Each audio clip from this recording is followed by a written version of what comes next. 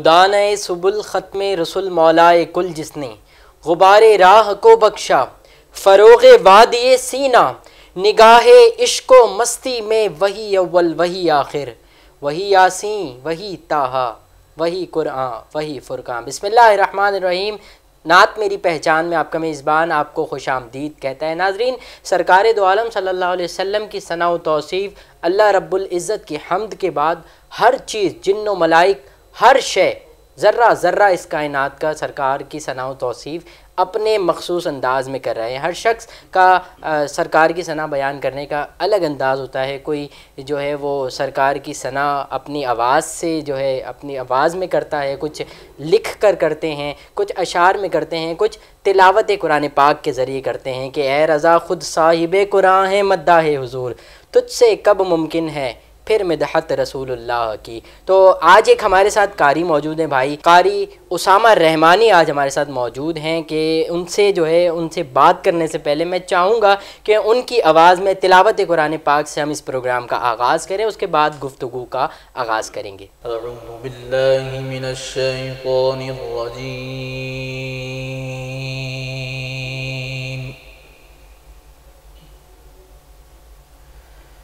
बिस्मिल्लाहिर्रहमानिर्रहीम।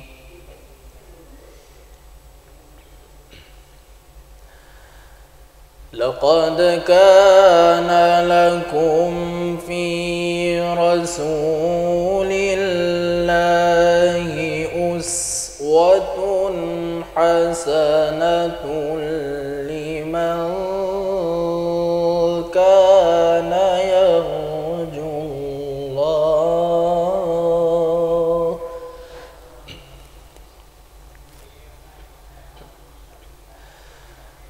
उस्वतुन हसनतुन लिमन कान यर्जुल्लाह वल यौमल आखिर व ज़करल्लाह कसीरा।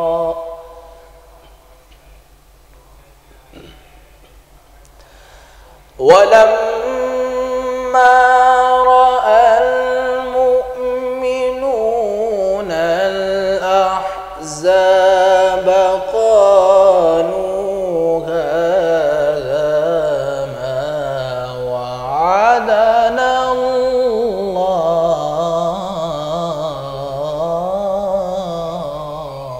सुभान अल्लाह।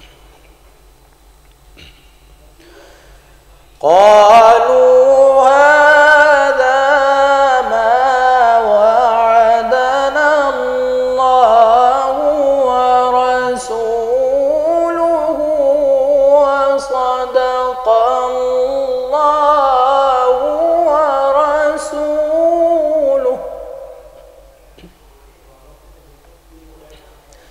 बिस्मिल्लाहिर्रहमानिर्रहीम।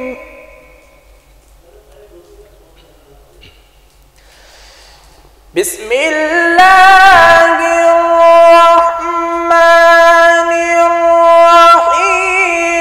लक़द कान लकुम फ़ी रसूलिल्लाहि उस्वतुन हसनतुन लिमन कान यर्जुल्लाह वल यौमल आखिर व ज़करल्लाह कसीरा। सुभान अल्लाह, सुभान अल्लाह। वलम्मा रअल मुमिनूना अल अहज़ाब क़ालू हाज़ा मा वअदना अल्लाह।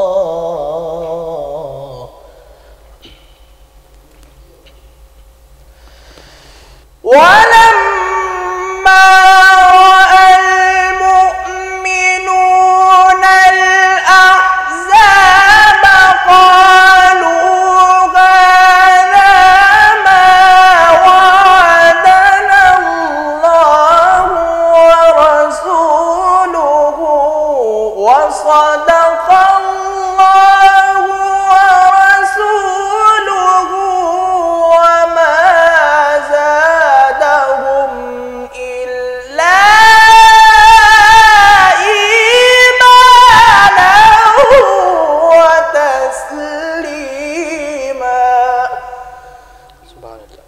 वमा ज़ादहुम इल्ला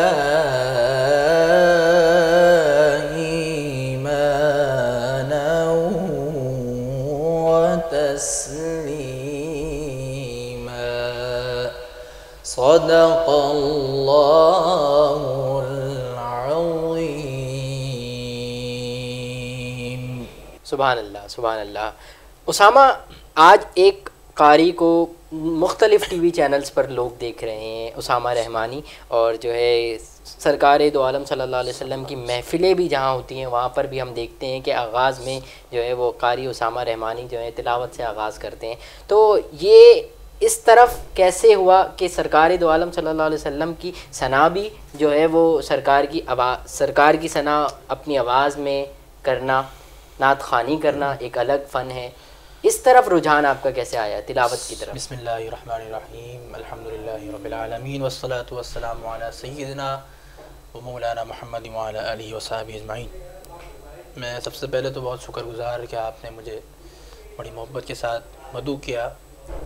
देखिए, शोबा क़िराअत एक ऐसा शोबा है जो एक कहना चाहिए बड़ा मुश्किल शोबा है, क्योंकि इसके अंदर बड़ी स्ट्रगल करनी पड़ती है। और जैसे नात ख़ां हज़रात बेशक नात पढ़ते हैं और बड़ी मेहनत होती है, लेकिन जो शोबा क़िराअत है इसके अंदर बहुत कम लोग ऐसे आप देखेंगे जो मुस्तकिल मिजाजी के साथ जो इसके अंदर मेहनत करते हैं। बेसिकली मेरा भी शोबा बचपन से पहले जब हम हिफ्ज़ करते थे तो शोबा नात के अंदर में मेरा बड़ा दिलचस्पी थी। हाँ। लेकिन हमारे उस्ताद भी हमारे चचा हाफिज़ मोहम्मद अयाज़ इकबाल रहमानी रहमतुल्लाहि ताला अलैह, माशाअल्लाह, अब वो इस दुनिया में मौजूद नहीं है, लेकिन उनकी ख्वाहिश थी कि तुम जो है ना वो क़िराअत की तरफ अपनी तवज्जो थोड़ी दे जाओ। तो उस वक्त तो जाहिर सी बात है वो नई चीज़ थी, तो बड़ी मेहनत होती थी, सांस भी लगता था, फिर सीने में भी दर्द होता था, फिर बड़ा मसला माहौल जो सा था। लेकिन अल्हम्दुलिल्लाह फिर हमने वहाँ पे हमें कारी मेरे उस्ताद मोहतरम कारी मोहम्मद नुमान नईमी साहब, नौमान नईमी, वाह वाह वाह, वहाँ पे वो हमारे मदारिस के अंदर वो तशरीफ़ लेकर आए। उन्होंने देखा, उन्होंने मुझे सुना। जब उन्होंने सुना तो उन्होंने कहा कि भाई आप, बस उनकी नज़र ऐसी पड़ी कि उन्होंने बोला मेरे साथ आप चलो। तो वहाँ से वो मुझे निकाल के दारुल उलूम मुजद्दिदिया नईमिया के अंदर लेके गए। वहाँ अपने साथ उन्होंने बड़ी शफ़क़त फरमाई और मुझे पढ़ाया शोबा क़िराअत में। और जो आज जो मकाम हासिल अल्हम्दुलिल्लाह हुआ है उन्हीं की मोहब्बत, उन्हीं की कोशिश, उन्हीं की काबिज़ से अल्हम्दुलिल्लाह। अच्छा उसामा, हर शख्स यही दोबारा मैं ये जानना चाहूँगा कि इस क़िराअत में स्ट्रगल के जो प्रोसेस गुज़रा आपका वो कितना मुश्किल था? आज के हमारे नाज़रीन ये जानना चाहेंगे कि अगर कोई शख्स क़िराअत की तरफ आ रहा है तो उसे किस प्रोसेस से गुज़रना है। देखिए, सबसे पहले तो एक सभी जानते हो जो नात ख़ां हज़रात हैं, क़ुर्रा हज़रात हैं, एक प्रोसेस होता है आवाज़ का। जब बचपने की जो आवाज़ होती है वो अलग होती है और जो जवानी की आवाज़ होती है वो अलग होती है। इसके दरमियान का जो सिलसिला होता है ना वो बड़ा मुश्किल होता है, क्योंकि एक आवाज़ एक ग्रोथ कर रही होती है, तो उसके अंदर बड़ी मुश्किलात ये होती हैं कि आपकी आवाज़ चेंज हो रही है और आपकी आवाज़ बचपन की तरफ से जवानी तरफ जा रही होती है। तो उसके अंदर गले को संभालना बड़ा आपके ऊपर एक कह सकते हैं मुजाहिदा है। तो उसके अंदर आपने परहेज़ करना सबसे बड़ी बात। सही। दूसरी बात, आपने रियाजत करनी है, लेकिन हल्के सुरों में, जहाँ आपका गला नहीं जा रहा वहाँ पे आप लेकर ना जाए। तो उसके अंदर ये बड़ी हमने स्ट्रगल करी अल्हम्दुलिल्लाह। और ऐसी एक मौका ऐसा भी आता था कि हमें पढ़ते हुए तकलीफ होती थी। अच्छा। और एक जो ना बस कहते बस छोड़ो, ख़त्म करो, लेकिन एक मुस्तकिल मिजाजी एक था कि हम अब इस फील्ड को हार्ड वर्किंग करना जी स्टार्ट किया है, तो उसको अब आखिर तक लेके चलेंगे अल्हम्दुलिल्लाह। वो उसमें कामयाब हुए। हमारे उस्तादों की मोहब्बत, वालिदैन की, और हमारे खुसूसन हमारे हाफिज़ अयाज़ इकबाल चचा जो हमारे थे उनकी बड़ी मोहब्बत, उनका एक जज्बा था, उनका एक जोश थे, उनकी दुआएं जो अल्हम्दुलिल्लाह। और हमारे मुशफ़िक़ मोहतरम हमारे पीर साहब क़िबला चचान सूफ़ी अबरार अहमद रहमानी रहमतुल्लाहि ताला अलैह, उनकी भी बड़ी मोहब्बत, उनकी भी कोशिश थी कि भाई किसी तरह कि शोबा क़िराअत के अंदर भी इससे आगे होना चाहिए, इसमें भी फ़रोग़ होना चाहिए। अच्छा, मैं जानना चाहूँगा कि ये अरबी पढ़ने के, ये तिलावत करने के कितने लहजे होते हैं? अब इसके अंदर हमारे माशरे के अंदर जो है वो उर्दू में तो लहजे कहा जाता है, लेकिन जो अरब के क़ुर्रा कराम जो होते हैं, मिस्र से जो होते हैं, बाहर से, उनके यहाँ ये मकामात के नाम से मशहूर है कि मकामात है, जैसे मकाम सबा है, मकाम हिजाज़ है। सही। मुख्तलिफ़ मकामात हैं जिसके अंदर एक कारी वो रंग अपने अंदर रंगा के वो पढ़ता है कुरान को। तो इसी तरह बहुत सारे मकामात हैं, जैसे कारी बासित मकाम सबा पढ़ते थे, मकाम हिजाज़, इसके अलावा मकाम बयात है, मकाम निहावंद है, मकाम बहुत सारे मकामात ऐसे हैं कि जिसके ऊपर कारी मेहनत करता है और वो पेश करता है। सही। अच्छा, आपका जो लहजा है वो कौन सा है? देखिए हम तो अल्हम्दुलिल्लाह बहुत सारे सीख रहे हैं, वो अभी भी इंशाल्लाह सीखते रहेंगे। तिफले मकतब है जी, तिफले मकतब है। सबसे पहले तो जो स्टार्टिंग हमारी होती है वो मकाम बयात में ही होती है। अच्छा। मकाम बयात में जो भी दुनिया का बड़ा से बड़ा कारी होता है वो क़िराअत का स्टार्टिंग जो होती है वो मकाम बयात से करता है। उसके बाद वो मकाम सबब पढ़े, फिर मकाम हिजाज़ पढ़े, फिर मकाम नहावंद पढ़े। इस तरह बहुत सारे मकामात, जितना टाइम हो उसके हिसाब से, और जो सीखने जिसको आता हो वो पढ़ता है, तो अल्हम्दुलिल्लाह। अच्छा, इस वक्त माह रबीउल अव्वल भी चल रहा है, और तो इस वक्त आपकी क्या मसरूफियात हैं? माह रबीउल अव्वल के हवाले से अल्हम्दुलिल्लाह जहाँ नात खान के हवाले से लोगों की नात खानों की मसरूफियात होती है, वहाँ भी अल्हम्दुलिल्लाह हमारे सुन्नी के अंदर भी ये शऊर बेदार हुआ कि कुरान की तिलावत भी की कराई जाए। कि क्योंकि साहिब आपने जैसे शेर पढ़ा, क्या कहते हैं, क्योंकि कुरान भी एक हुजूर की सना है, पूरा कुरान, उसमें बहुत दुआ, हुजूर के चेहरे की बात कर लें, हुजूर की जुल्फ़ों की बात करें तो वल्लैली इज़ा सजा।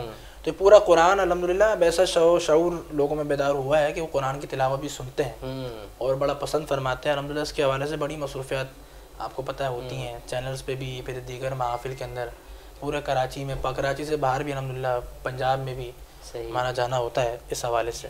हुजूर की महफिल में आप कौन सी आयात को ज़्यादा तरजीह देते हैं, कौन सी आयात वहाँ पर पढ़ते हैं?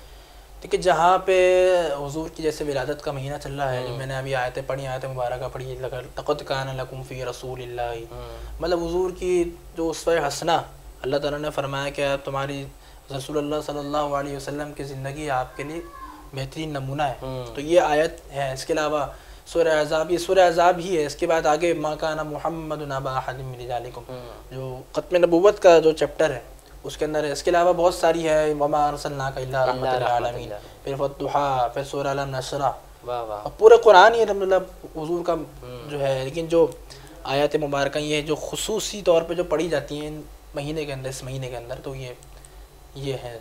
सही है। कुरान की तिलावत करना जो है, कोई भी शख्स जो है वो सरकार की जो है जो सना बयान करता हो, क्या उसके लिए ज़रूरी है कि वो कुरान भी पढ़े इस वक्त?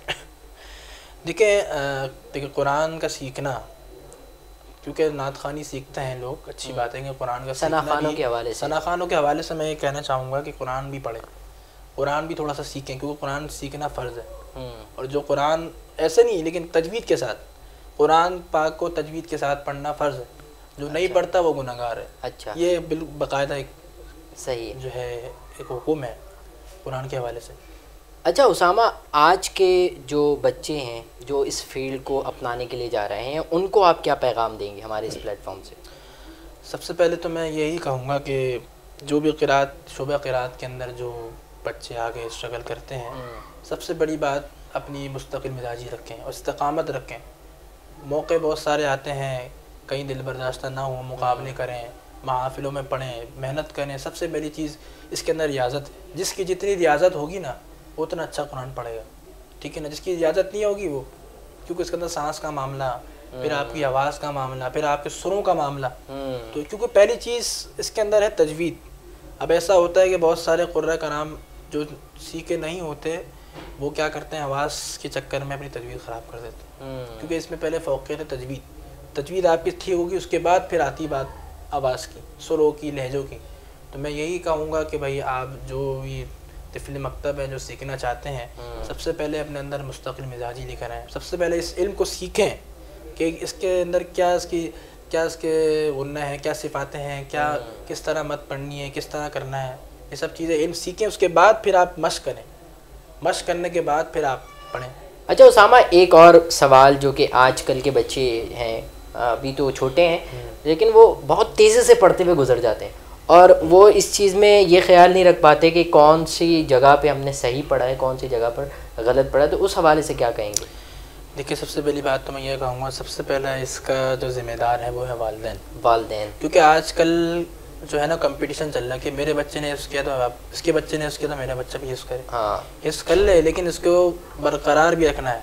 हिफ्ज़ करके आपने छोड़ नहीं देना है, आपने इसको सीखना है। और जो बच्चे आप जैसे आपने सवाल किया कि देखिए कुरान करीम पढ़ने के 3 तरीके और कुरान करीम 3 तरीक़ों से पढ़ा जाता है। नंबर 1 तरतील यानी जिसमें कुरान नाजिल हुआ, यानी जो हम भी तिलावत करते हैं महफिलों में, मुकाबले जात में, तरतील बिल्कुल ठहर ठहर के पढ़ना।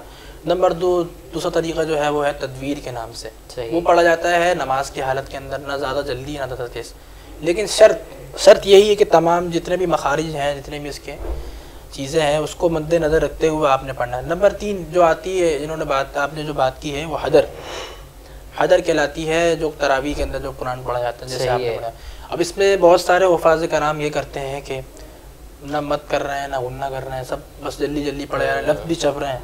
तो इस तरह पढ़ना जो ना सख्त हराम है। कुरान को इस तरह पढ़ना हराम है जी, हराम है, ये हराम के ज़ुमरे में आता है। तो खुदारा इस तरह ना करें। आप जितना आपका सांस है उतनी आयत पढ़ें, और जितना आप पढ़ सकते हैं स्पीड में ना पढ़ें।